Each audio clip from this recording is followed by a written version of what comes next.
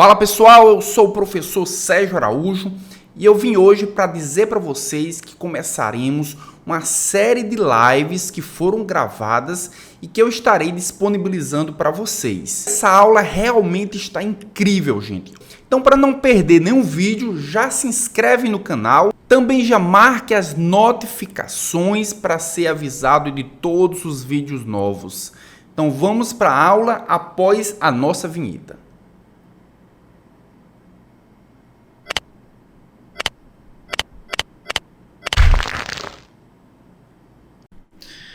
Ok, pessoal, vamos começar nossa aula de hoje. Essa aula de hoje ela vai falar sobre doenças respiratórias, né, mais uma vez. Só que dessa vez a gente vai abordar a DPOC, a doença pulmonar obstrutiva crônica. E a gente vai ver no decorrer da aula que o nome doença pulmonar obstrutiva crônica, ela é de certa forma inadequada. Por que esse nome é inadequado? Porque, na verdade, as doenças que compõem a doença pulmonar obstrutiva crônica, elas são bem diferentes.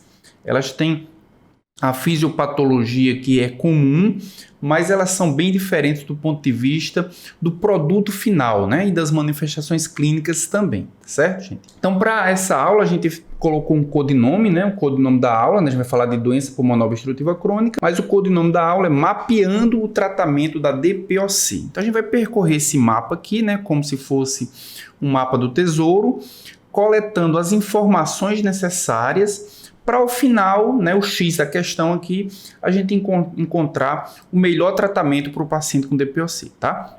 Depois que a gente percorrer o mapa inteiro, provavelmente a gente vai entender como é que o paciente vai receber o tratamento e qual seria, digamos assim, o tratamento de escolha na grande maioria das vezes, certo, gente? Vamos começar aqui com a parte introdutória, né, da aula. Na parte introdutória da aula a gente vai ver o quê? Objetivos, o caso clínico propriamente dito e as perguntas que vão dar o norte, né, para a gente entender a nossa aula de hoje. Quais são os objetivos da nossa aula? Primeiro, é definir DPOC. Já que eu iniciei essa aula dizendo que existe uma diferença muito grande entre as doenças que compõem as doenças pulmonares obstrutivas crônicas. Então, se existe diferença, a gente precisa entender qual é a definição. A gente vai começar exatamente com esse ponto aqui, definindo o que é uma DPOC. Segundo objetivo é compreender a fisiopatologia da DPOC. Assim como a gente fez com a asma, o que é que leva uma pessoa a ter DPOC? Quais são os fatores de risco? O que é que o paciente desenvolve? Quais são os mecanismos que ele precisa desenvolver para que ele tenha toda a sintomatologia, todas as manifestações clínicas. Nosso terceiro objetivo é conhecer a classificação da DPOC. Assim como aconteceu com a asma, DPOC também tem uma classificação de gravidade, né? Se é a doença mais grave ou menos grave, e essa gravidade também vai ser útil para que a gente possa iniciar o tratamento do paciente. E o nosso quarto objetivo é entender o tratamento para a DPOC. Entender o algoritmo e a gente vai falar um pouquinho sobre os fármacos também. Assim como a gente fez com a asma, a gente também vai tratar de forma mais detalhada alguns fármacos que são utilizados para tratamento da DPOC. Ok, gente, vamos para o caso clínico, né? Vamos conhecer aqui quem é a nossa paciente de hoje.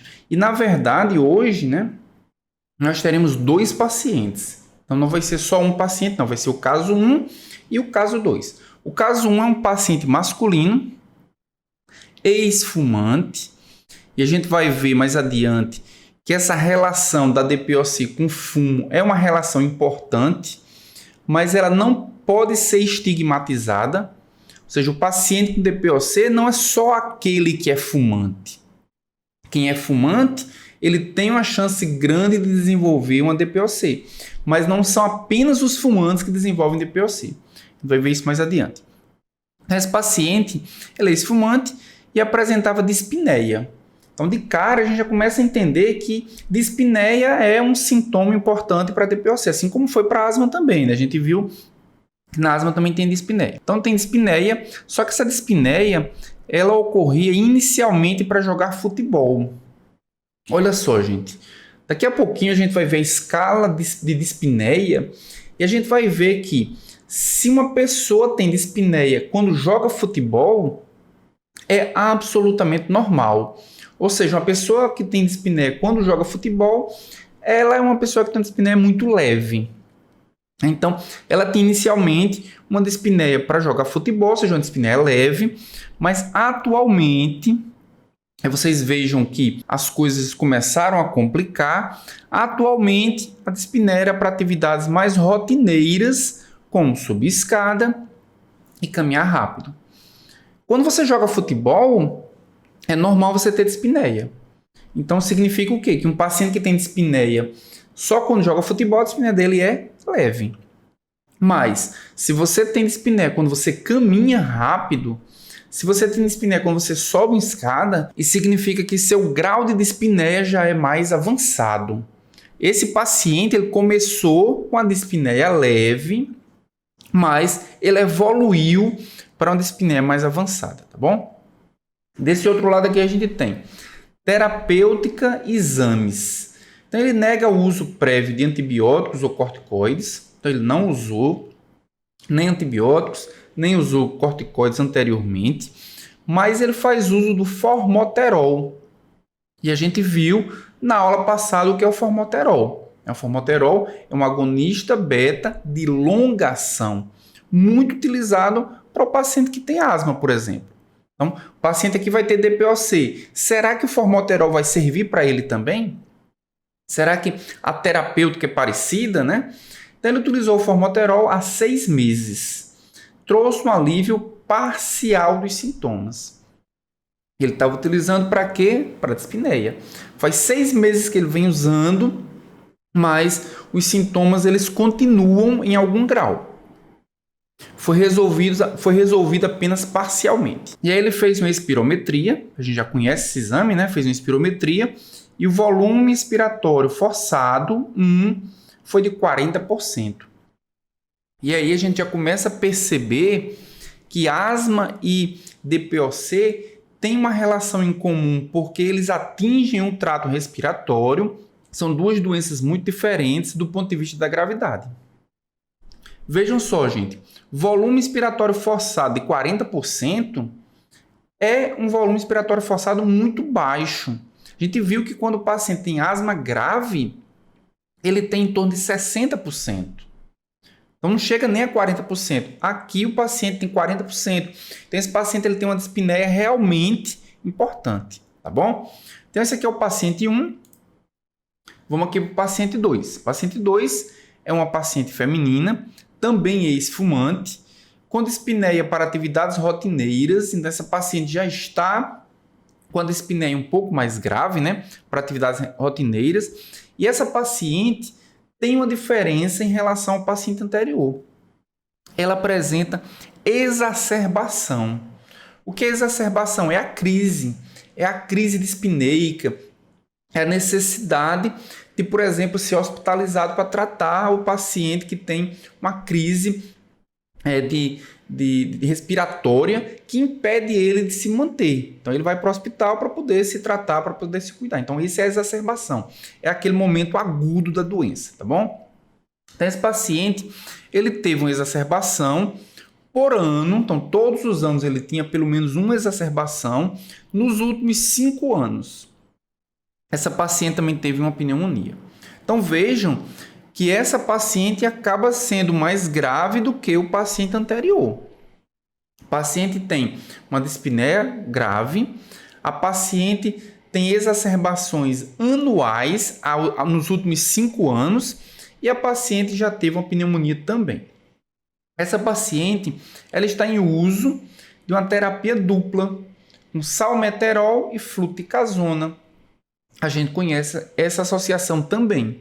Na aula passada, quando eu falei de asma, a gente viu que o salmeterol é um LABA, é um agonista beta de ação longa. E a fluticasona? A fluticasona é um corticoide inalatório. Então ela está fazendo uma associação que é muito comum para tratamento de asma. Mas será que ela tem a mesma eficácia para um paciente com DPOC? Então os dois pacientes estão fazendo tratamentos que foram comuns. A gente viu que são efetivos para o paciente com asma. Mas para o paciente com DPOC, a gente vai ver se funciona igualmente, tá bom? Então ela estava fazendo o uso dessa associação, iniciado há 6 anos, quando teve uma exacerbação. Então, há 6 anos atrás, quando ela teve a primeira exacerbação, ela começou a fazer uso de salmeterol com fluticasona. Certo? Mas a gente viu que nos últimos 5 anos, ela tinha uma exacerbação por ano. Ou seja, essa paciente, ela não deixou de ter exacerbação. Só que está estável, não está aumentando, tá? Todo ano ela só tem uma, a mesma uma de sempre ela vai ter. Mas ela não está curada, ela não teve redução da sintomatologia. E ela fez uma espirometria também, e o volume expiratório forçado 1 da paciente foi 40%, certo? Então, mesmo o volume expiratório forçado, só que a gente viu que tem algumas questões que deixam essa paciente mais grave. Ok, gente? Perguntas, tá? Vamos entrar aqui nas perguntas. Quais são as perguntas que a gente vai fazer para essa aula? Então, a primeira pergunta é: qual é a gravidade da DPOC nos 2 casos? Será que a gente pode dizer que o caso 1 é mais leve, o caso 2 é mais grave? Por que isso? Né, que critérios que a gente vai utilizar para pensar se os casos têm gravidades diferentes? O primeiro caso deve manter o tratamento para se manter sem exacerbação. O primeiro caso não teve exacerbação. Ele teve redução parcial dos sintomas, mas ele não teve exacerbação. Será que a gente deve manter o tratamento simplesmente porque não teve exacerbação, para manter ele longe de exacerbação? E o segundo caso, ele deve manter o tratamento já que a doença está estável, a paciente tem exacerbação, só que não aumentou. Então, por essa estabilidade, será que ela deve manter esse tratamento? E a quarta pergunta é como fazer o tratamento não farmacológico do paciente, tá bom? A gente vai responder essas perguntas no decorrer da aula, tá certo, gente? Então, a gente falou agora da parte introdutória. Parte introdutória, a gente falou do caso clínico, a gente falou dos objetivos e também das perguntas, né, que vão nortear. Agora a gente vai para o segundo ponto desse mapa, né? A gente vai percorrer o mapa atrás do tratamento da DPOC. O segundo ponto do mapa é justamente a doença. A gente vai compreender um pouquinho a doença. E a gente vai começar com a definição. O que é DPOC? Doença pulmonar obstrutiva crônica. E a definição começa assim, é uma doença inflamatória. Então, vejam que, assim como a asma, a DPOC também é uma doença inflamatória. Então, significa o quê? Que provavelmente a gente vai precisar utilizar de meios terapêuticos para controlar a inflamação. Né? Será que isso vai ser possível? Né? A gente está pensando do ponto de vista racional, certo? É uma doença inflamatória. Caracterizada pelo quê? Por diminuição do calibre das vias respiratórias, assim como aconteceu com a asma, né? Na asma a gente tem tanta secreção nos brônquios que diminui o calibre, né, da árvore brônquica. Aqui também nós temos essa sintomatologia. E destruição do tecido pulmonar. Aí a gente já começa a mudar completamente de figura. Na asma não tem destruição de tecido pulmonar, certo? É por isso que na asma a gente tem a capacidade vital forçada preservada. A gente viu na espirometria. Diminui o volume expiratório forçado, mas a capacidade vital forçada ela permanece. Aqui a gente tem uma doença que, além de diminuir o calibre dos brônquios, ele também promove destruição do parênquima pulmonar. Então, apresentando-se, portanto, uma doença como progressiva e limitação irreversível do fluxo de ar. Então, um dos objetivos do tratamento da DPOC, além de sintomatológico, é reduzir a progressão da doença. Por quê? Porque a doença ela progride de forma irreversível. Uma vez que o paciente tem uma determinada condição, uma determinada gravidade, assim, atinja uma determinada gravidade da doença, ele não consegue mais reverter. Atingiu aquele volume expiratório forçado, por exemplo, muito provavelmente aquele paciente ele não vai conseguir mais voltar ao volume expiratório forçado normal. Por isso que o importante no tratamento é frear a progressão da doença. E aí, se a gente olhar para aqui, para a parte de cima, né, do slide, a gente pode ver que existem dois representantes ou duas doenças que são definidas como doença pulmonar obstrutiva crônica. É a bronquite e também o enfisema. Só que aqui começa justamente aquilo que eu falei no início da aula. DPOC, doença pulmonar obstrutiva crônica, engloba doenças muito diferentes. E a gente vai ver que bronquite e enfisema pulmonar, apesar de serem classificadas como DPOC, são doenças muito diferentes. Bronquite, por exemplo, né? Vamos clicar aqui na bronquite para a gente entender um pouquinho. A gente tem essa imagem aqui embaixo. Nessa imagem a gente está vendo uma parte aumentada aqui nessa região, a gente já vai falar sobre ela. E essa outra parte aumentada, mas aqui mais para a região dos brônquios, que é justamente o que a gente ampliou aqui. Então, na bronquite, nós temos uma grande produção de secreção. Ela é muito parecida com o que a gente viu na asma, né? Então, na bronquite, nós temos essa secreção, e essa secreção ela vai formar uma espécie de tampão, vai formar uma espécie de fechamento, né, de obstrução das vias aéreas. Definição de bronquite é o seguinte, ó, presença constante ou aumento de secreções brônquicas em 3 meses por ano por 2 anos consecutivos. Esses são os critérios para diagnóstico de bronquite.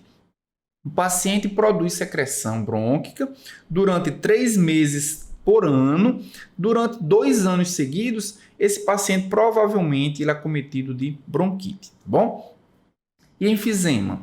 Já o enfisema, a gente tem a destruição do parênquima. Veja aqui que nós temos o alvéolo, e o alvéolo está completamente destruído. Então, quando a gente compara enfisema com bronquite, a gente vê que são muito diferentes. Para começar, a bronquite ela age naquela região de trânsito do ar, né? de fluxo contínuo do ar.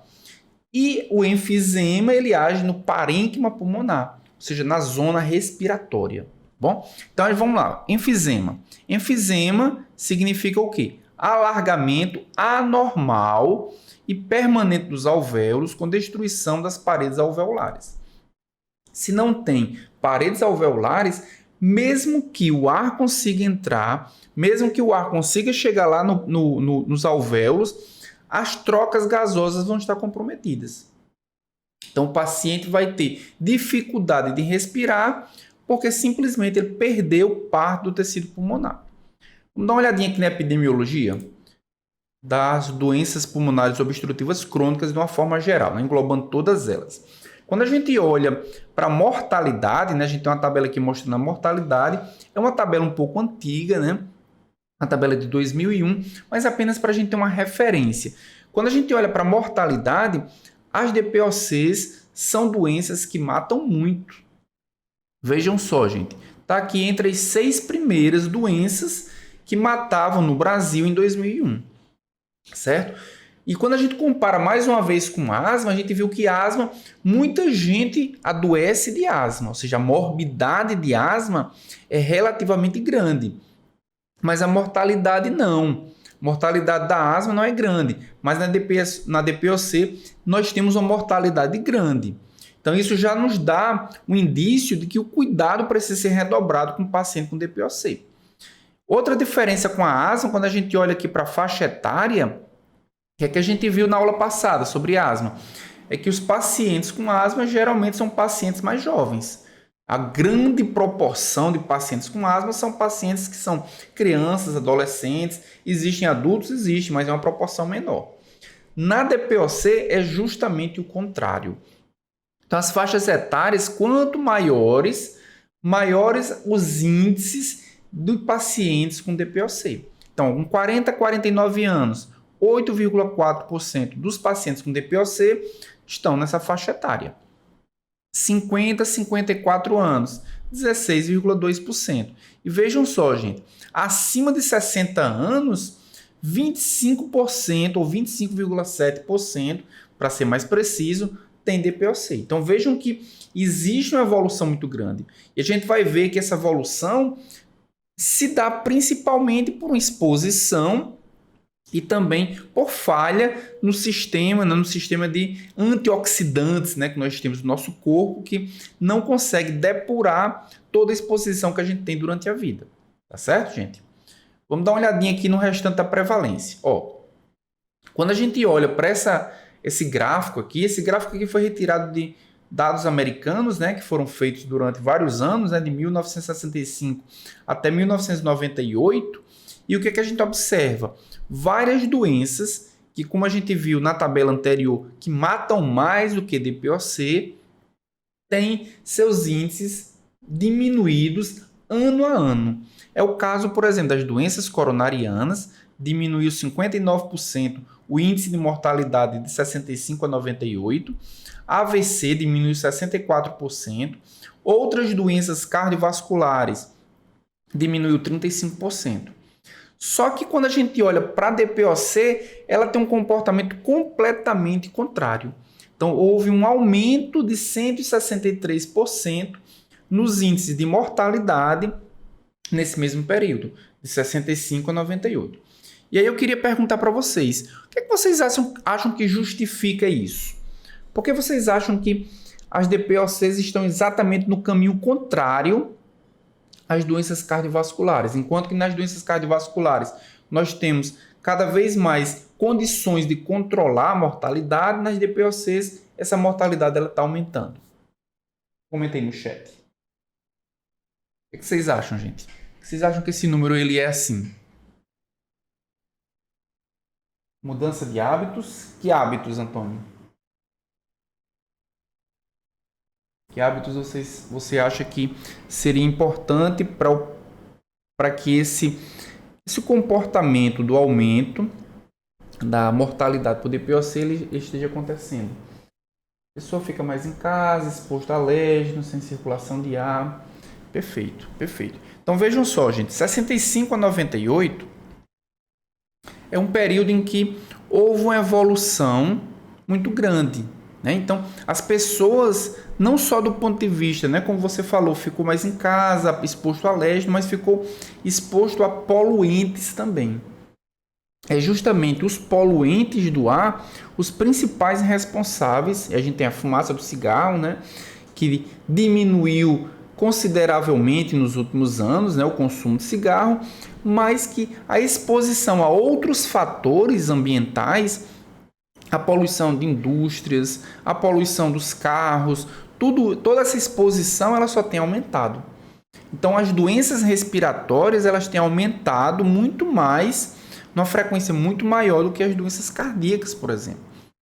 Isso acontece justamente por essa mudança de hábito, como você falou, e essa exposição maior a agentes que são agressores. Certo, gente? Vamos dar uma olhadinha na fisiopatologia para a gente entender melhor essa questão da exposição. Ó, aqui está representando um cigarro, mas lembrando só que não é só a fumaça do cigarro aquilo que vai impactar na doença. Poluição de carros, poluição de indústrias, material particulado, tudo isso é capaz de promover o que a gente vai ver agora. Então, a fumaça do cigarro, né, os contaminantes, as partículas, elas vão induzir nas células epiteliais do trato respiratório e também dos macrófagos do trato respiratório, né? A gente viu que os macrófagos do trato respiratório têm papel fundamental na asma também. Elas são células apresentadoras de antígeno, vão reconhecer, vão processar e vão apresentar esse antígeno para outras células do sistema respiratório e vão produzir citocinas. Só que essas citocinas, se a gente comparar com asma, eu estou sempre comparando com asma porque são duas doenças que são muito próximas, né? Mas quando a gente compara com asma, o que é que o paciente com asma ele desenvolve? Uma resposta imunológica do tipo TH2. Resposta imunológica do tipo TH2 é uma resposta imunológica que tem um painel de citocinas bem conhecidos pró-inflamatória. Já a DPOC, o paciente também desenvolve uma resposta do tipo TH, só que veja aqui, ó, uma resposta TH1. Então, a resposta pró-inflamatória, ela não é do mesmo tipo da asma, né? Uma resposta TH2 na asma, que a gente tem uma resposta TH1. E o que é fundamental também aqui na DPOC é que além da resposta TH1, existe também a maturação de linfócitos T citotóxicos e também neutrófilos e monócitos. Esses são os principais atores do processo inflamatório na DPOC. Então, as células linfócitos T helper, só que do tipo 1, linfócitos T citotóxicos, que são CD8, né? Também neutrófilos e monócitos. O que é que essas células vão fazer? Elas vão atacar o alvéolo pulmonar, vão promover a destruição da parede alveolar. Isso acontece no enfisema, como a gente viu anteriormente. Mas elas também vão induzir o aparecimento de proteases, que também vão contribuir com a destruição da parede alveolar e vai contribuir com a hipersecreção de muco. Hipersecreção de muco a gente tem também como característica da bronquite, tá certo? A gente pode ver aqui também nessa mesma imagem, um outro tipo celular que eu esqueci de falar, que é o fibroblasta. Nesse processo de maturação, os fibroblastos também vão sofrer um amadurecimento, um desenvolvimento e vai formar aqui o tecido fibroso ao redor do brônquio. Então, a gente viu que formar tecido fibroso, isso é característica de uma inflamação crônica. Formar tecido fibroso ao redor do brônquio vai diminuir a elasticidade desse brônquio. O brônquio que antes era elástico, agora ele está rígido, é como se tivesse um material gessado ao redor dele, ele não consegue mais se dilatar. Se esse brônquio está cheio de secreção, se esse brônquio ele tem alvéolos destruídos, o ar que não conseguir entrar mais adequadamente, com a dilatação prejudicada, ele vai entrar cada vez menos, tá certo? Então, é assim que acontece a DPOC. Só que vejam só, a gente entra em contato com fumaça de cigarro, entra em contato com a poluição, com material particulado, com diversos agentes oxidantes e, na grande maioria das vezes, a gente resolve esse processo. A gente destrói esse agente oxidante. Não é todo mundo que desenvolve DPOC. Então, para o desenvolvimento da DPOC, tem que haver também uma certa susceptibilidade do paciente. E a gente pode ver aí do outro lado da imagem, né? A gente tem aqui os agentes oxidantes, podem ser o quê? Tabagismo, podem ser oxidantes endógenos, também as enzimas que a gente viu, as enzimas das células, né? Neutrófilos e macrófagos, né? Que são as elastases, proteases. Tanto os oxidantes como as enzimas, as elastases, elas vão promover o quê? Lesão da elastina e da fibra colágena. A consequência dessa lesão, da destruição da parede é o quê? É a doença, no caso aqui do enfisema pulmonar propriamente dito. Só que, rotineiramente, esses agentes oxidantes eles são neutralizados. Rotineiramente, essas elastases produzidas, elas são inibidas também. E são inibidas pelo quê? Pelas defesas pulmonares. Quais são as defesas pulmonares? São os antioxidantes, que vão inibir tanto aquilo que é produzido no tabagismo, como os oxidantes endógenos, e também as enzimas ou os inibidores anti-elastases, que vão neutralizar as elastases dessas células. Então, aqui nós temos algumas delas. Alfa-1 antiprotease, alfa-2 macroglobulina, inibidor de mucosa brônquica. São alguns exemplos de inibidores de elastase. Então, a todo momento, a gente está exposto a uma série de agentes oxidantes. Mas a todo momento a gente tem defesas pulmonares que estão combatendo ou enzimas ou estão combatendo também o próprio agente, a própria molécula oxidante. Então, nem todo, né, a gente, mesmo estando exposto a todo instante, a gente tem defesas que impedem que a gente evolua para uma doença. Então, isso significa o quê? Que para o paciente evoluir para a doença, tem que ter uma condição de susceptibilidade, tá certo? Então, é o que a gente vai ver agora nessa segunda parte da aula, falar sobre o paciente propriamente dito, os fatores de risco, como é feito o diagnóstico da DPOC e como a DPOC ela é classificada. Então, os fatores de risco, inicialmente, né? A gente está vendo, inclusive, uma imagem aqui do cachimbo, né? Fazendo alusão à fumaça também, né? Do cigarro. Então, nós temos fatores de risco que podem ser divididos em pessoal. O que é um fator de risco pessoal? É o paciente ter uma deficiência. E no caso aqui, a deficiência de alfa-1 antitripsina é a principal. Então, o paciente que tem deficiência de alfa-1 antitripsina, ele não consegue inibir a enzima elastase que vai destruir o pulmão. Ele tem mais chance, se for exposto a um agente oxidante, de desenvolver a doença.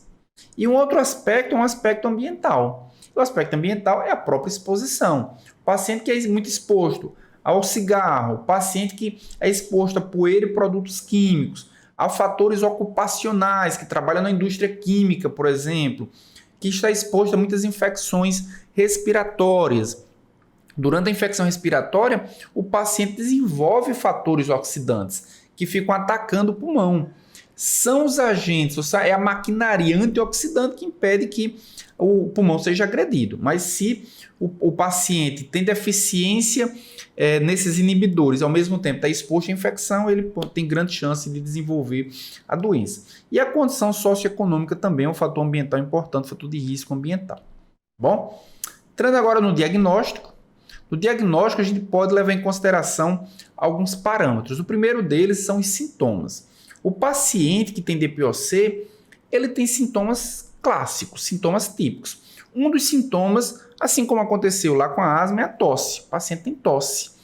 Também o paciente, só que essa tosse não é uma tosse seca, é uma tosse com muita expectoração, principalmente na bronquite. Na bronquite, o paciente, como tem muita secreção, a tosse dele é uma tosse muito cheia, uma tosse cheia de secreção. Por isso que a gente considera também esse sintoma, expectoração. E o terceiro ponto, o terceiro sintoma importante é a dispneia. Então, para fazer o diagnóstico do paciente com DPOC, a gente considera os sintomas que ele tem, aí a gente leva em consideração tosse, expectoração, ou seja, essa tosse ela não é seca, e a dispneia também. Além dos sintomas, a própria exposição. O paciente tem os sintomas? Tem. Mas ele está exposto que justifique essa sintomatologia dele? Não tem exposição. Então, tem que se repensar se aquilo que o paciente tem é ou não uma DPOC. Então, ele é exposto ao cigarro, ele tem uma exposição ocupacional, ele também é exposto à poluição. Então, quando a gente considera o paciente sintomatológico, o paciente é exposto, a gente junta os dois, só vai faltar um parâmetro agora, que é exatamente volume expiratório forçado 1. E o volume expiratório forçado 1, além da capacidade vital forçada, são parâmetros de ouro, né? Parâmetros ouro, melhor dizendo, para o diagnóstico da DPOC. Quando a gente olha aqui para essa imagem, nesse gráfico, né, a gente pode ver o seguinte, a gente tem um gráfico aqui mostrando o paciente normal, aqui nós temos o volume expiratório forçado, aqui a gente tem capacidade vital forçada, e aqui nós temos o paciente com DPOC. Também foi calculado o volume expiratório forçado e a capacidade vital forçada. Esses dados foram colocados aqui nessa tabela, tá bom? Então, normal, paciente normal, está aqui o volume, está aqui a capacidade. Paciente com DPOC, volume e capacidade. De cara, a gente já pode ver que os dois diminuíram. Tanto o volume como a capacidade vital forçada são menores, né, no paciente com DPOC comparado ao paciente que não tem doença nenhuma. Só que o mais importante não é isso. O mais importante é quando a gente administra um broncodilatador, esse broncodilatador ele vai fazer com que o paciente com DPOC ele consiga respirar melhor. E o paciente que não tem DPOC, tem algum outro problema respiratório, o broncodilatador nem sempre vai melhorar a capacidade respiratória dele. Então, sempre vai fazer a espirometria antes e depois do uso do broncodilatador. E aí se faz uma relação. Qual é a relação? Pega o valor do volume expiratório forçado dividido pela capacidade vital forçada. Num paciente que não tem DPOC, essa relação ela é no mínimo de 80%. É de 80% para mais. Mas o paciente que tem DPOC, essa relação ela é de 70% para menos. Ela é sempre menor do que 70%. Tá certo? Então, esses são os 3 critérios para o diagnóstico. O paciente tem sintomas típicos. O paciente tem exposição que justifique esses sintomas. E quando se faz a espirometria, a relação volume expiratório forçado pela capacidade vital forçada é menor do que 0,7, esse paciente ele pode ser fechado, então, diagnóstico para DPOC. Tá certo, gente? Então, diagnóstico fechado, vamos ver a classificação. Certo? A classificação, a gente leva em consideração o seguinte. Primeiro, a avaliação da limitação do fluxo aéreo. O paciente tem diminuição do fluxo aéreo, como é que eu vou saber se ele tem um comprometimento do fluxo aéreo? Se ele tem o fluxo aéreo dele, se os brônquios dele estão fechados, através do volume expiratório forçado. Quanto menor o volume expiratório forçado, menor será o fluxo aéreo. E a gente pode classificar o paciente como GOLD 1 até GOLD 4. O GOLD 1 significa que a DPOC ela é leve, a GOLD 2 ela é moderada, a GOLD 3 ela é severa e a GOLD 4 ela é muito severa. E aí vai depender de quê? Exatamente do volume expiratório forçado, o valor dele, né? Então, o volume expiratório forçado maior do que 80 é uma DPOC leve. Se o volume expiratório forçado for entre 80 e 50, né? For menor do que 80, mas não for menor do que 50, essa DPOC ela é moderada, ou seja, é GOLD 2. Se for entre 50% e 30%, ela é severa. E se ela for menor do que 30%, ela é muito severa. Então vejam só, gente. Lá na asma, uma asma severa era 60% de volume expiratório forçado. Aqui, uma DPOC severa é 30%, menor do que 30%. E significa o quê? Que a dispneia de um paciente com DPOC ela é muito mais grave do que um paciente com asma. Por isso que a gente começa a entender por que existe a mortalidade. Porque acaba sendo uma doença muito mais restritiva do que a asma. Certo, gente? Uma outra forma de classificar também, e essa segunda classificação ela é extremamente importante para a gente utilizar no tratamento, para a escolha terapêutica, é avaliar sintomas e exacerbação. Como é que a gente vai fazer isso? A gente faz uma matriz. E essa matriz ela leva em consideração 2 parâmetros. O primeiro é o quê? Histórico de exacerbação. E o segundo são os sintomas. Dentre eles, a dispneia. Certo? Como é que a gente leva em consideração o histórico de exacerbação? Se o paciente ele tem pelo menos 2 ou mais exacerbações por ano, ou se ele tem só uma exacerbação por ano, mas ele precisou ser hospitalizado, ele entra aqui nessa classificação. Daqui a pouco a gente vai mostrar os grupos para vocês entenderem melhor. Mas se o paciente ele só tem uma exacerbação por ano, ou não teve nenhuma exacerbação, né? Se ele teve uma, ele não pode ter sido hospitalizado, né? Já que se ele tivesse sido hospitalizado, ele entra nesse outro grupo aqui. Então, se ele tiver nenhuma hospitalização, nenhuma exacerbação, ou tiver uma exacerbação sem necessidade de hospitalização, ele entra nessa outra classificação, certo? Nesse outro grupo aqui de sintomas, a gente vai considerar o quê?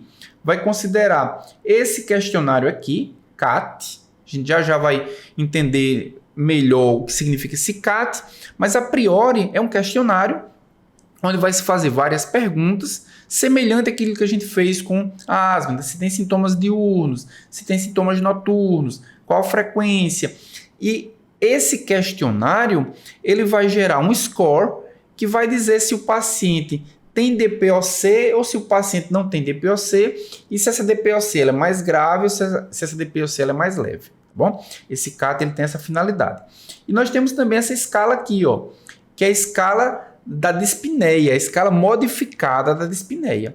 E a escala modificada da dispneia, ela considera a dispneia dividida em 5 grupos, que vai do grupo 1 até o grupo 5. Então, se o paciente está no grupo, né, nenhum grupo, ele não tem dispneia nenhuma, ou ele está no grupo 1 de dispneia, que é a dispneia leve, esse paciente ele tem pouca dispneia. Se ele está no grupo 2 em diante, ou seja, a dispneia dele é moderada a grave, esse paciente ele é considerado um paciente com muita dispneia. E aí a gente vai fazer agora a matriz, ou seja, a gente vai dividir os pacientes em 4 grupos, do grupo A até o grupo D, de acordo com a combinação desses fatores. Então, por exemplo, o paciente que é do grupo A, o que é que o paciente do grupo A vai ter? Pouca dispneia, porque ele está aqui, e ele vai ter pouca exacerbação, ou seja, o paciente que tem as melhores condições clínicas. Tem pouca dispneia por quê? Porque o CAT dele é menor do que 10 e porque na escala modificada da dispneia ele é no máximo 1. E ele tem pouca exacerbação, ou se tem uma exacerbação, ela não é tão grave a ponto do paciente precisar ser hospitalizado. Se o paciente pertencer ao grupo B, é um paciente que tem pouca exacerbação, mas ele tem muita dispneia. Então vejam que quando a gente começa a classificar os pacientes nos grupos, a gente começa a entender a necessidade que cada paciente vai ter. E a necessidade que cada paciente vai ter nos dirige para qual o melhor tratamento para ele. Certo? Paciente do grupo C. O paciente do grupo C, ele vai ter pouca dispneia. Está aqui nesse grupo, né, nessa matriz, mas ele vai ter muita exacerbação. Então, o paciente que não precisa se preocupar tanto com a dispneia, mas com a exacerbação, sim. É importante não se preocupar. E o paciente do grupo D é o paciente que é mais complicado de se tratar, porque ele tem muita exacerbação e ele tem dispneia grave, tá certo? Então, o grupo D é o grupo que tem exatamente as piores condições. KICAT, né, que eu falei para vocês, ó, é um teste de avaliação da DPOC. São 8 perguntinhas, ele vai dar um score. Se esse score for menor do que 10, considera-se que esse paciente ele tem pouca dispneia ou pouca sintomatologia, melhor dizendo. Se esse CATA for maior ou igual a 10, ele tem muita sintomatologia. E aí, juntando com a escala modificada da dispneia, a gente consegue alocar o paciente em algum desses 4 grupos. Aqui só para vocês entenderem o que significa essa escala modificada da dispneia, ó, o grau 1, que é esse aqui, né, o grau 1 é justamente onde está o A e o C. Então, os pacientes do A e do C são pacientes que têm pouca dispneia. O que é que diferencia eles? É que o A tem pouca exacerbação e o C tem muita exacerbação. Os pacientes B e D são os pacientes que têm muita dispneia, sendo que o B tem pouca exacerbação e o D tem muita exacerbação. Então, quando o paciente é do grupo A, ou seja, ele está no grau 1 de dispneia, quais são as características dele? Ó? Falta de ar, surge quando realiza atividade física intensa. Correr, nadar, praticar esporte, jogar futebol. Então, quando a gente joga futebol, a gente fica dispneico. É normal, né? É uma atividade muito intensa. Quando a gente pratica atividades muito intensas e ficamos dispneicos, no máximo, essa dispneia é grau 1. Ou seja, uma dispneia que é leve, né? Relativamente leve porque a gente fez um esforço muito grande. Mas o grau 2, vejam como ela já é diferente. Ó. Falta de ar surge quando caminha de maneira apressada. Então, a pessoa está caminhando apressadamente, se cansa, essa dispneia já não é mais grau 1, ela é grau 2. Ou se o paciente anda mais devagar do que as pessoas da mesma idade, devido à falta de ar, essa dispneia já é grau 3. Ou se o paciente anda pelo menos 100 metros em algum plano e para respirar depois de pouco tempo, mesmo andando devagar, dispneia grau 4. E se o paciente falta ar e isso impede que ele saia de casa, isso é dispneia grau 5. Tá certo? Então, dispneia grau 1 é esses pacientes A e C, dispneia do 2 em diante são os pacientes B e D. Ok, gente? Tranquilo, pessoal? E aí, você está gostando da aula até aqui? Então não se esqueça de assinar o canal, de marcar as notificações para ser avisado de novos vídeos que vão aparecer também mais adiante. Alguma dúvida? Daniela está perguntando, e a oxigenação desse paciente seria baixa? Seria, viu, Dani? Seria baixa por quê? Porque o volume inspiratório forçado dele não é baixo. Então, se chega pouco oxigênio, se o pulmão se enche pouco de oxigênio, que o volume expiratório forçado é a capacidade que o pulmão tem de se encher de ar. Se o pulmão não consegue se encher de ar, de oxigênio, o ar também, a troca de ar com o sangue, ela é pequena. Então, também o nível, a saturação do paciente é bem baixa. Certo? Ok, gente, vai entrar agora no tratamento propriamente dito, tá? A gente viu a lógica do tratamento nos grupos A, B, C e D. Agora a gente vai ver como é que isso pode ser aplicado, né? Começando aqui pelo algoritmo. Então, no algoritmo, a gente precisa fazer ele em 2 etapas. A primeira etapa, primeiro, diagnóstico, né? Diagnóstico é pela espirometria. Ó. Diagnosticar a DPOC e determinar a gravidade da obstrução do fluxo aéreo, ou seja, aquela GOL de 1 a 4. Primeira etapa é essa. O paciente tem uma DPOC, fez espirometria, determinou o fluxo, ou seja, primeiro diagnosticou. E como é que a gente vai diagnosticar? O diagnóstico não é isso aqui, ó. Depois que o paciente fez a espirometria e utilizou o broncodilatador, a relação volume expiratório forçado e capacidade vital forçada é menor do que 0,7, né? Menor do que 70%. Segundo ponto, fazer a classificação de acordo com a gravidade do fluxo aéreo. Então, será que o paciente, a depender do volume expiratório forçado, qual é a classificação dele? É Gold 1, é Gold 2, é Gold 3, é Gold 4? Isso vai dizer qual é a gravidade, e a gravidade mostra o quê? A urgência. Será que o tratamento do paciente é urgente? Por quê? Porque o paciente está bem grave? Ou o fluxo aéreo não está tão comprometido assim, apesar de ser uma doença grave, a urgência também não é iminente para esse paciente. A segunda etapa é determinar a classificação Gold A a D e subsequente tratamento farmacológico mais apropriado através da avaliação dos sintomas e do histórico da exacerbação. Então, a gente já viu isso, né? Classificar o paciente em um dos 4 grupos, de A a D. Então, os grupos, o grupo A é o paciente que tem pouca dispneia, pouca exacerbação. O B tem muita dispneia, tem pouca exacerbação. O C, ele tem pouca dispneia, mas já tem muita exacerbação.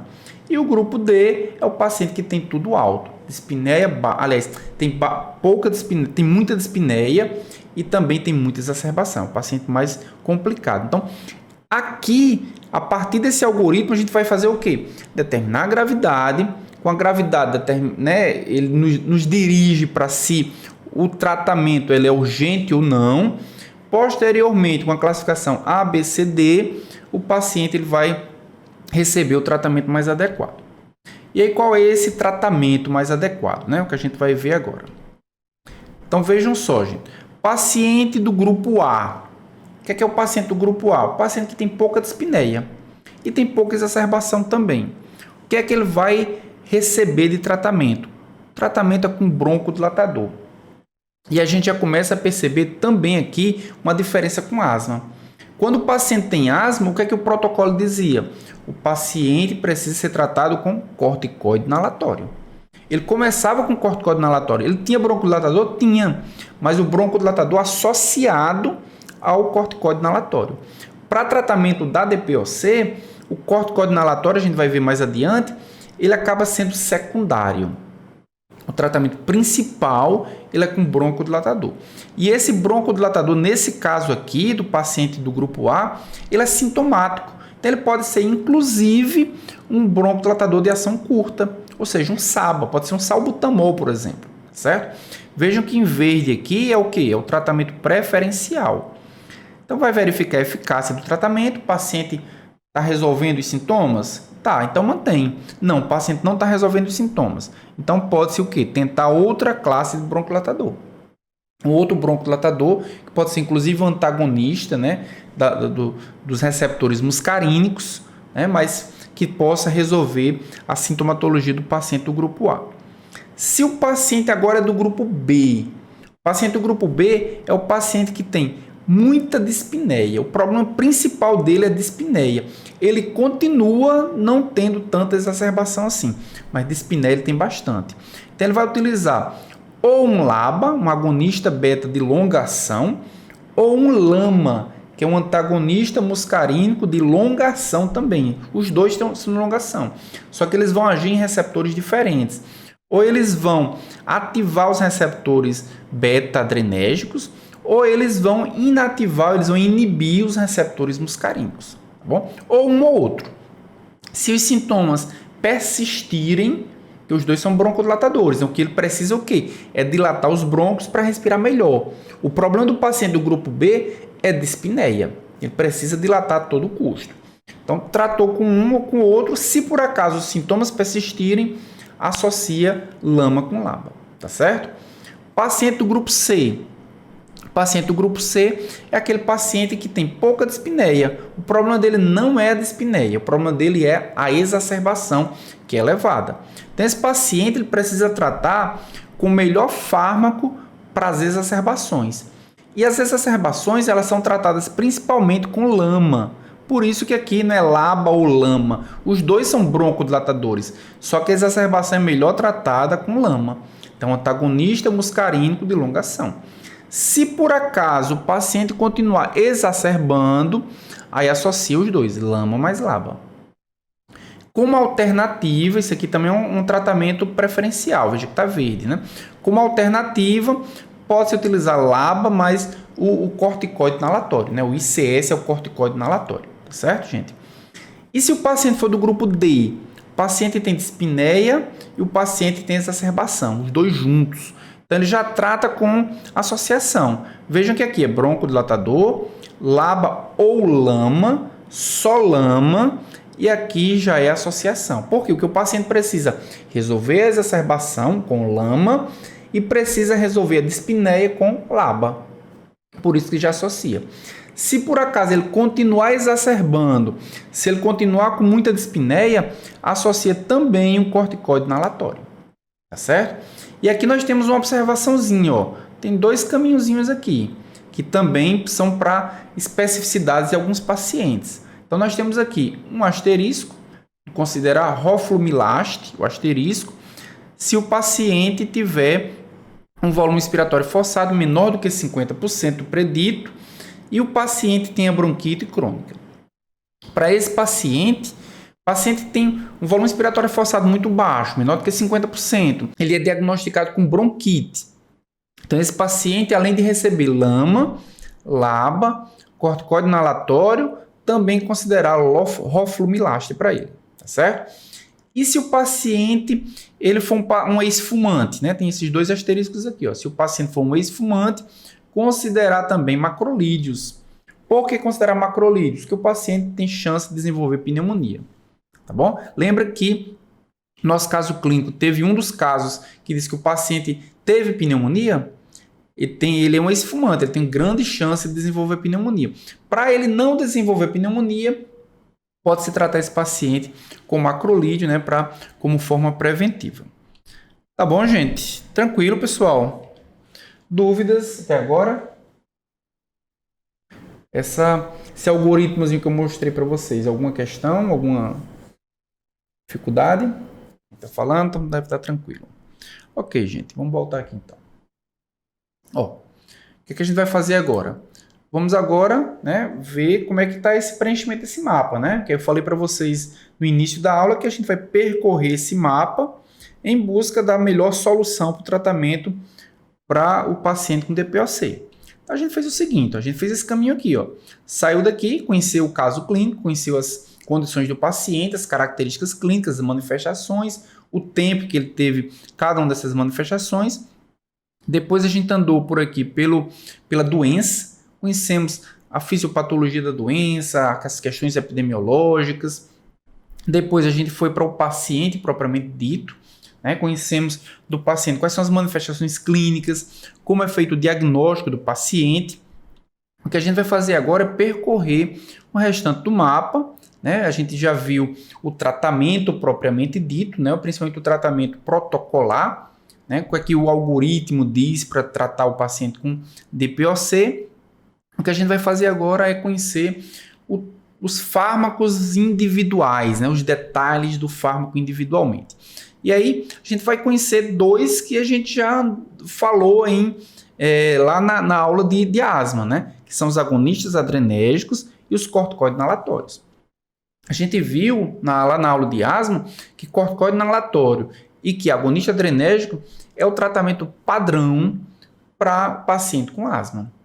Então, sempre ele vai utilizar corticoide inalatório e, na grande maioria das vezes, vai utilizar o LABA, né, que é um agonista beta de longa ação. Muitas vezes é o próprio formoterol, né, como a gente viu.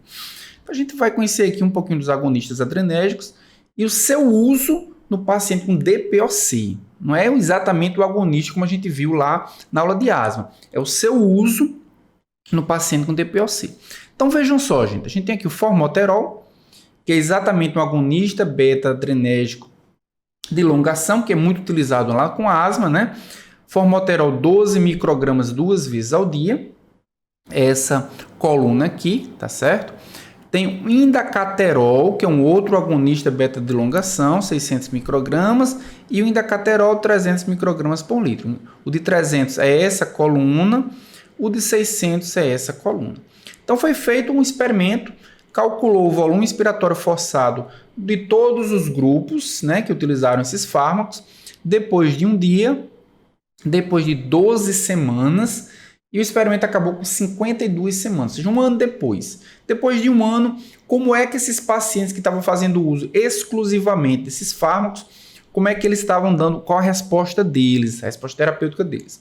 Então vejo que com um dia, o indacaterol de 600 microgramas por dia, ele conseguiu fazer com que o paciente atingisse um volume expiratório forçado maior inclusive do que o formoterol. E em terceiro lugar aqui o indacaterol de 300 microgramas, porque claro, era uma dosagem menor também. Só que nós observamos o seguinte, depois de 12 semanas, tanto fazia formoterol como o indacaterol 600 microgramas. O que estava diferenciando aqui agora era só a dose. Esse indacaterol aqui era de 300 microgramas por dia, por isso que o efeito dele não era tão bom assim. Mas o formoterol e o indacaterol, né, a equivalência deles, né, a dose equivalente deles, eles conseguiram o mesmo resultado, com 12 semanas e também com 52 semanas. Então, na prática, a gente pode dizer o seguinte, que agonista beta de longa ação, eles vão produzir o mesmo resultado para os pacientes com DPOC. Então, não vai variar muito a escolha, se é formoterol, se é indacaterol, não vai mudar muito. O que ele vai fazer é o quê? É promover uma broncodilatação para o paciente que tem dispneia, é isso que se precisa. Então, agonista beta de longa ação, eles vão servir para essa finalidade, tá bom, gente? Aqui a gente pode ver o seguinte, ó, comparando o indacaterol com o salmeterol. Então, é um outro broncodilatador, um outro agonista beta de longa ação. Comparou o quê? Capacidade vital forçada, não mais o volume expiratório forçado.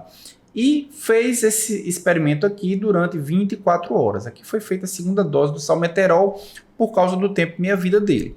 Então veja que nesse experimento mostrou o quê? Que o indacaterol, e agora de 150 microgramas por dia, ou seja, uma dosagem menor inclusive do que a menor dosagem antes utilizada no experimento anterior, ele foi melhor do que o salmeterol. Esse experimento aqui ele tem uma falha, ele foi 24 horas. A gente viu que em 24 horas existem diferenças entre os broncodilatadores. Provavelmente, apesar de a gente ter um indacaterol mostrando um melhor perfil, um aumento maior da capacidade vital forçada, mas vai existir uma tendência para que, a longo prazo, eles tenham efeitos muito parecidos, né? Salmeterol, indacaterol e também o formoterol, tá certo, gente? E corticoide inalatório, gente? Será que corticoide inalatório é útil para o paciente com DPOC? Para asma a gente viu que é excelente, é tratamento de escolha, mas para paciente com DPOC, vamos entender melhor isso aí. Então vamos lá, aqui a gente tem um gráfico comparando a budesonida, essa linha fechada, com o placebo. E aí o gráfico mostra o quê? O volume expiratório forçado em função do tempo em meses. Então foi até 38 meses esse experimento aconteceu. Então veja que no início a gente teve o quê? Praticamente iguais, né? Tanto o placebo como a budesonida.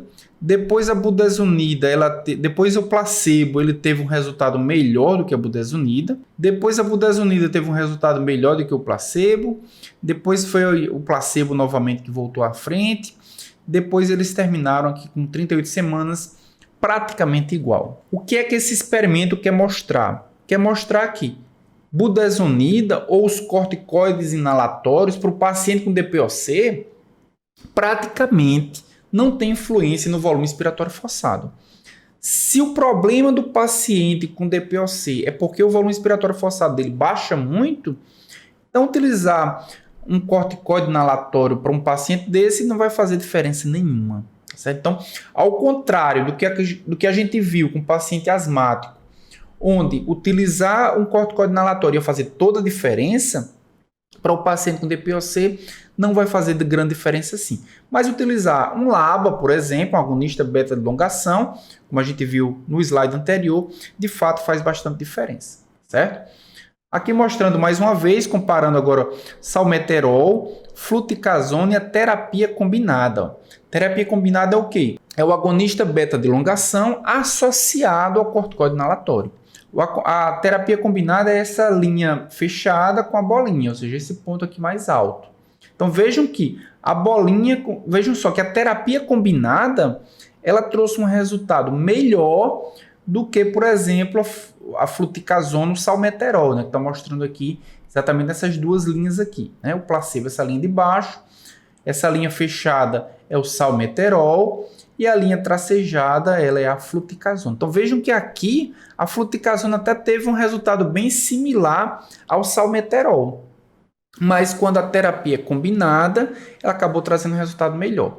Então, o corticoide inalatório, a lição que a gente pode tirar é que o corticoide inalatório ele tem pouca utilidade sozinho para tratar paciente com DPOC, mas quando combinado com um broncodilatador, com um agonista beta de elongação, de fato o resultado dele é bom.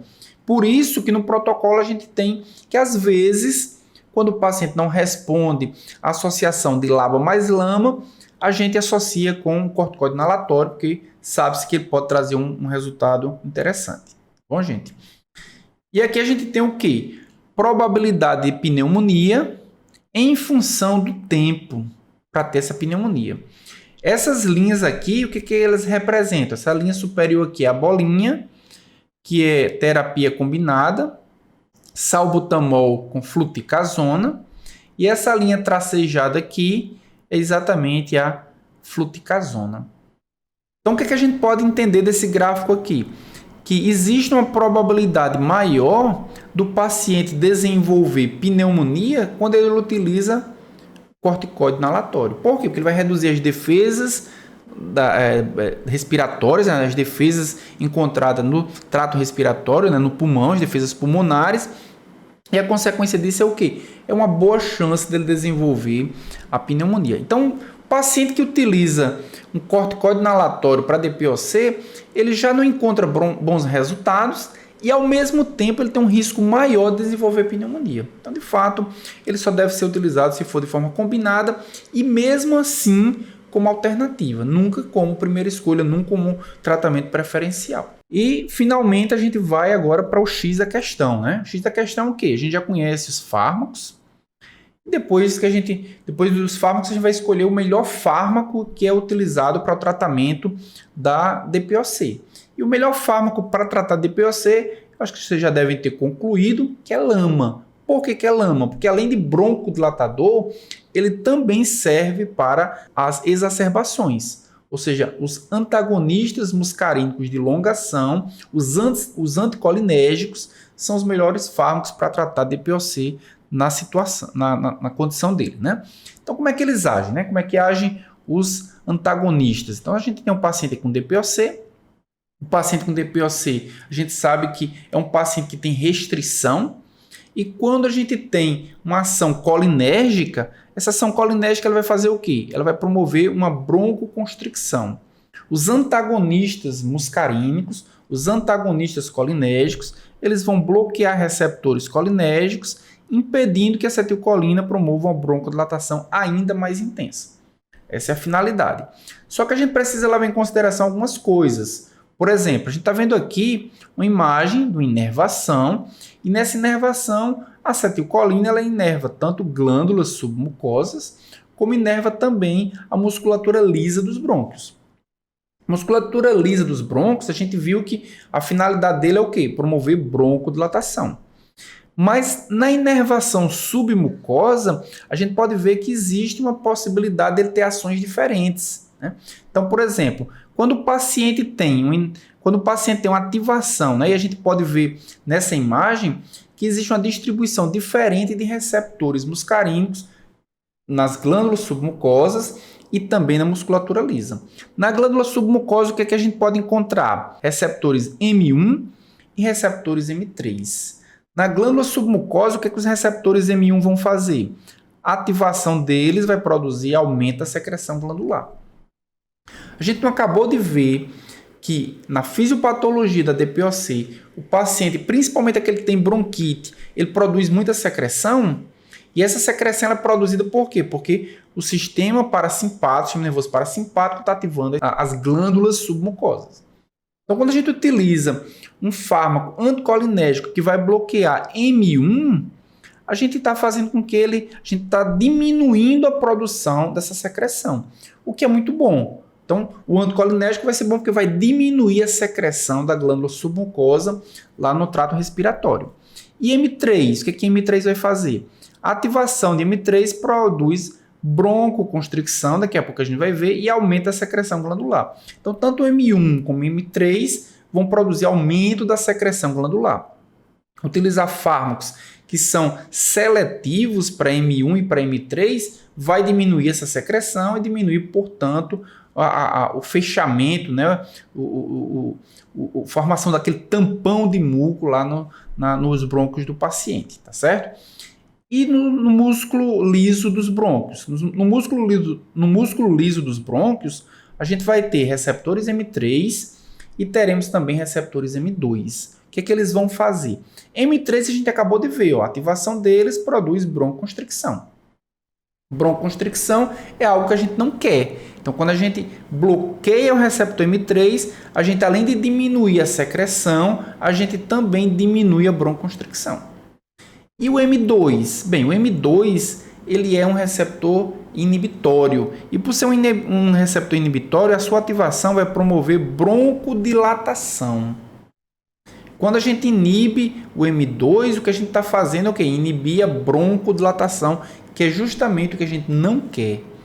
Então, quando a gente vai fazer o uso de um antagonista muscarínico de longa-ação, os preferenciais são aqueles que têm uma ação melhor em M1 e M3 e que não consigam se ligar ou se liguem muito fracamente em M2. Que quando ele se liga em M2, ele vai induzir aí uma broncoconstricção também, que é um sintoma que a gente não quer. Tá certo, gente? Gente. Aqui a gente tem a divisão dos antagonistas muscarínicos. A gente pode dividir eles em dois grandes grupos. Os antagonistas muscarínicos de curta ação, assim como tem os agonistas beta de curta e de longa ação, os antagonistas muscarínicos também podem ser de curta ação ou podem ser de longa ação. Os de curta ação são chamados de SAMA. É o brometo de ipratrópio e o oxitrópio. São os dois principais. E os antagonistas muscarínicos de longa ação, que são os LAMA, né, que a gente viu aí anteriormente, que são utilizados para DPOC, é o brometo de tiotrópio. Aqui a gente tem uma marca comercial, Spiriva, né, com a marca comercial que tem como princípio ativo o brometo de tiotrópio. Tem também o brometo de aclidínio, brometo de umeclidínio e também tem o glicopirrolato. Todos eles são antagonistas muscarínicos de longa ação. Certo, gente? Como é que eles agem, né? Quais são os resultados que mostram a eficácia dele? A gente tem um gráfico aqui mostrando o volume expiratório forçado em função do tempo. E aqui nós temos a parte de cima, né, onde tem o maior volume expiratório forçado, é justamente do tiotrópio. E na parte de baixo aqui, o placebo, né? Essa linha tracejada aqui é justamente a linha do placebo. Então vejam só, antagonista muscarínico de longa ação, uma das atividades dele, assim como o LAMA também vai promover uma broncodilatação. E promove uma broncodilatação por quê? Porque vai antagonizar a acetilcolina, que é broncoconstrictora. Mas ao mesmo tempo, o LAMA tem uma outra ação, que é a ação de inibir as exacerbações. E a gente tem nesse outro gráfico aqui justamente isso, pacientes com exacerbação em função do tempo em meses, né? São 24 meses que esse experimento foi realizado. Essa parte de cima a gente tem o placebo, nessa parte de baixo aqui a gente tem um LAMA que é o tiotrópio. Então vejam que é óbvio que o paciente, com o tempo, ele pode ter um risco maior de ter exacerbação? Pode. Vocês podem ver aqui que com 3 meses ele tinha um percentual de pacientes que tiveram exacerbação. No final dos 24 meses, tenha uma proporção maior de pacientes que tiveram a exacerbação. Só que o paciente que usou o placebo, 40% aproximadamente tiveram alguma exacerbação nesse período de 24 meses. O tiotrope, ninguém teve exacerbação? Não, teve exacerbação também. Mas vejam que reduziu aqui para 20, 22% aproximadamente. Então, o grande benefício, o objetivo que o uso do LAMA teve foi reduzir as chances do paciente ter alguma exacerbação. Quando a gente olha para esse outro gráfico, esse gráfico também ele traz um resultado parecido, são dois estudos, né? Esse estudo 1 e o estudo 2, semana 4, semana 12, semana 28, semana 52. Então, depois de um ano, foi feito uma avaliação de todos os grupos. Aqui a gente tem o volume expiratório forçado, em função do tempo, e a gente tem o grupo aclidínio, é esse verde aqui. Veja que houve uma diminuição do volume expiratório forçado, mas foi uma diminuição pequena, comparado ao placebo. Então, placebo, o paciente ele teve uma complicação, uma piora maior do quadro respiratório do fluxo aéreo. E não é esse o objetivo, a gente não viu que a DPOC é uma doença irreversível? Então, se você consegue frear a progressão da doença, a gente consegue atingir um dos objetivos terapêuticos. E o grupo aclidínio, que é um LAMA, né? Ele conseguiu diminuir, conseguiu tornar essa diminuição do volume expiratório forçado mais lenta do que o grupo que não fazia uso de medicamento nenhum, né? Mostrando aí que ele consegue, de fato, diminuir um pouco essa progressão da doença. Aqui mostrando também, comparando o glicopirrolato com placebo e também com tiotrope, né? O glicopirrolato é essa bolinha aqui, né? Essa linha fechada com a bolinha. O placebo é o quadradinho, essa parte de baixo. E o tiotrope é o triângulo cinza, que é essa parte de baixo. Então, comparou glicopirrolato com tiotrope, que são dois LAMA. Será que existe diferença entre os LAMAs? Né? Essa é a ideia desse experimento. Então, comparou o quê? Pacientes livres de exacerbação.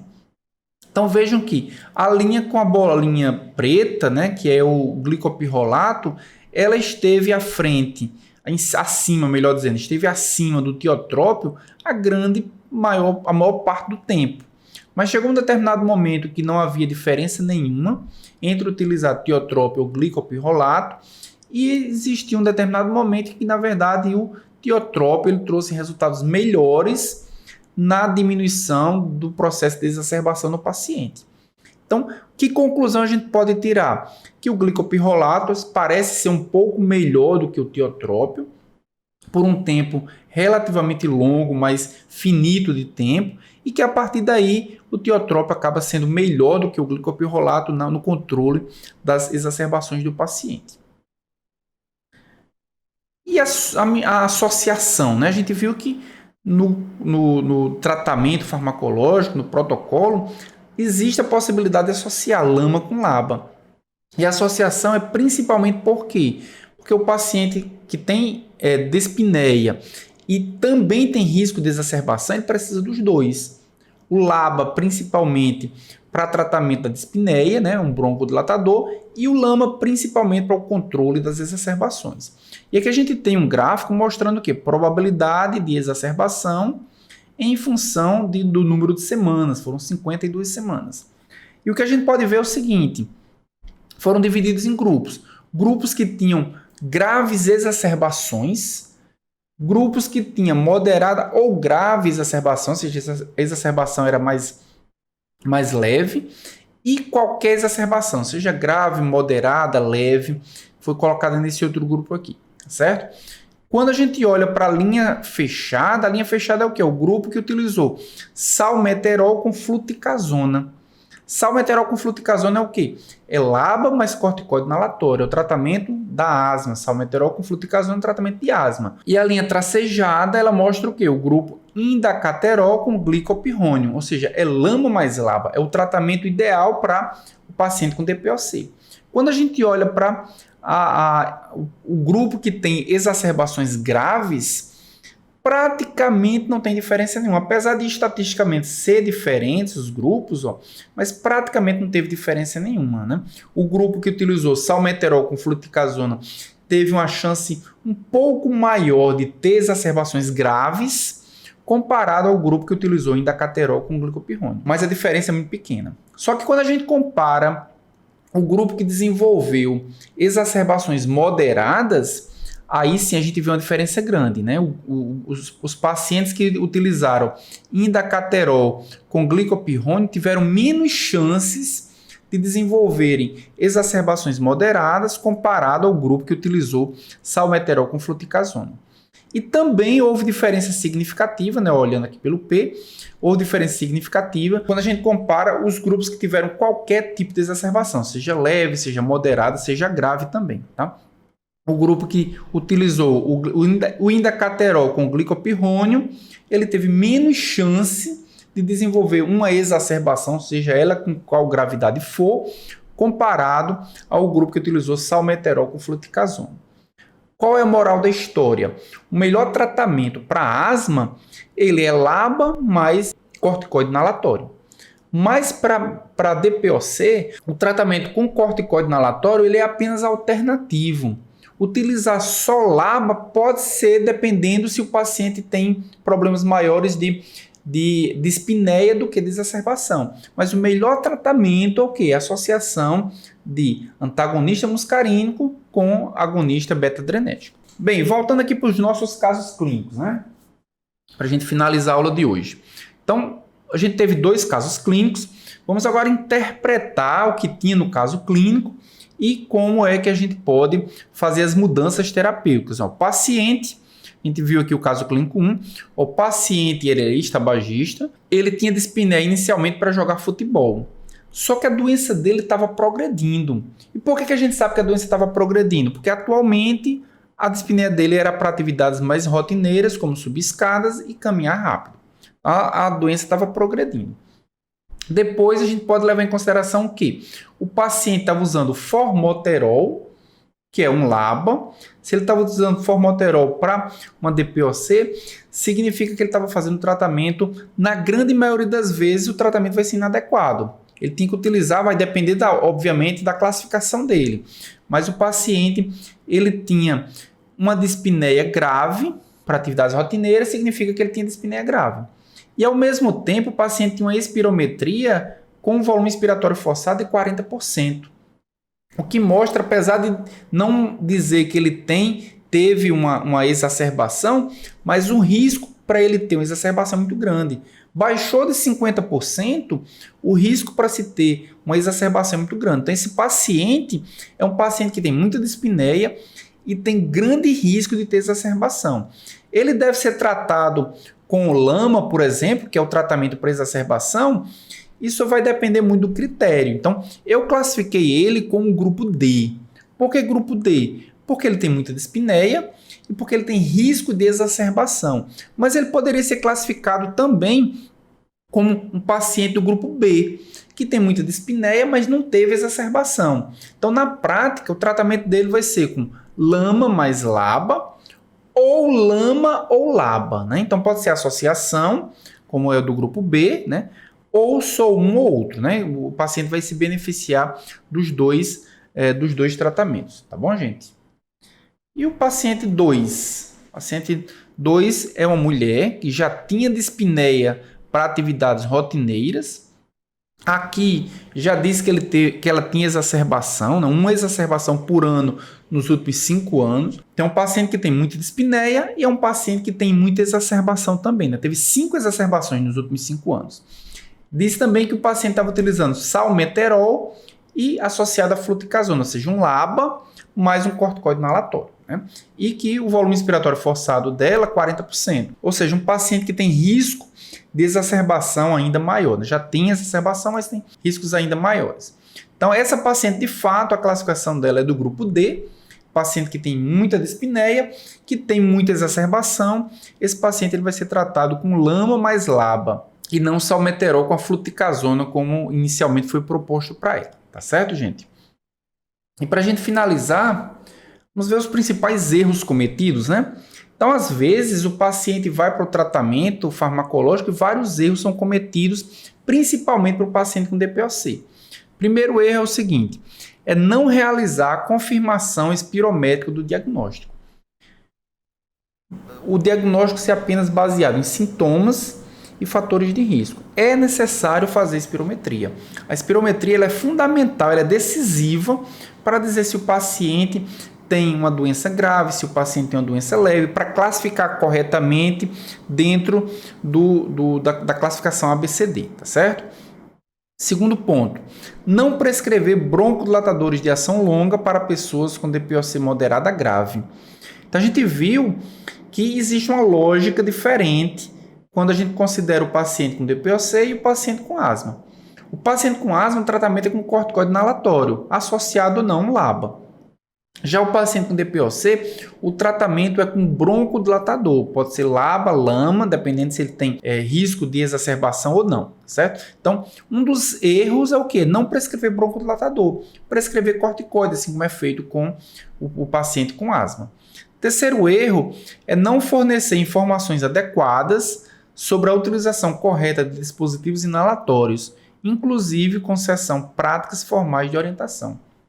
Não adianta nada o paciente receber uma prescrição, o paciente comprar o broncodilatador, o dispositivo inalatório, e ele não saber usar. Então é importante que haja sessões práticas mostrando que você precisa usar sim, a necessidade de você colocar nessa posição, a necessidade de você inspirar, de você manter a respiração por 10 segundos. Então tudo isso vai fazer com que o efeito terapêutico ele seja muito mais eficiente. O quarto erro é prescrever corticoide inalatório para pacientes com formas leves ou moderadas. As formas leves ou moderadas se trata apenas com broncodilatador. Se o paciente tiver uma evolução para uma DPOC mais grave, a gente viu que de fato o corticoide inalatório ele começa a ter algum efeito, começa a ter algum benefício. Mas no início, quando o paciente tem as formas mais leves da DPOC, broncodilatador é o suficiente. Quinto erro, não realizar um plano de manejo individual com informações por escrito, incluindo orientações para eventuais exacerbações agudas. O que é que o paciente vai fazer quando tiver uma exacerbação? Às vezes a orientação só oral ela não é suficiente. É necessário você escrever, quando você tiver uma exacerbação, use o medicamento dessa forma, o hospital vai ter que fazer determinado procedimento. Então, isso tudo vai explicar para o paciente o passo a passo que ele precisa fazer. E o sexto erro é não realizar aconselhamento e intervenções farmacológicas para a cessação do tabagismo. Não só do tabagismo, mas assim como na asma, que a gente viu que é necessário, junto do tratamento, tirar os fatores de risco. Se o paciente é obeso, ele precisa diminuir de peso. Se o paciente tem refluxo, precisa tratar refluxo. Se o paciente tem alguma doença psiquiátrica, precisa tratar a doença psiquiátrica. Assim como foi feito com a asma, na DPOC também vai ser feito da mesma forma. O tratamento precisa ser feito juntamente com a retirada dos fatores de exposição, dos fatores de risco. Se é o tabagismo, fazer uma intervenção para a cessação do tabagismo. Se o problema é exposição a produtos químicos, né, às vezes trabalha numa carvoaria, né, trabalha em algo que expõe o paciente a uma grande quantidade de poluentes, precisa também tomar uma atitude, uma avaliação para que o paciente precise não ser mais exposto àquele agente oxidante. Ok, gente. Nossas referências basicamente foram as mesmas que eu utilizei para asma, só alterando aqui. Lá a gente viu a GINA, né, que é exatamente o órgão que regulamenta, que orienta e que organiza todas as informações para tratamento do paciente com asma. E aqui é um outro órgão, né? Lá a GINA, aqui é GOLD, né? Como vocês viram, tem GOLD 1, A4, depois tem GOLD A, D. Porque essa classificação é justamente organizada por esse instituto. É exatamente isso, que esse documento, quem rege o algoritmo, quem rege quais são as atualizações, né, no tratamento dos pacientes com DPOC. Ok, gente. Dúvidas? Perguntas? E se você quiser me acompanhar nas redes sociais, aqui na tela nós podemos ver algumas delas. Você pode me seguir e lá nós podemos trocar uma ideia. Você gostou dessa aula? Então não percam na próxima semana. Até a próxima aula.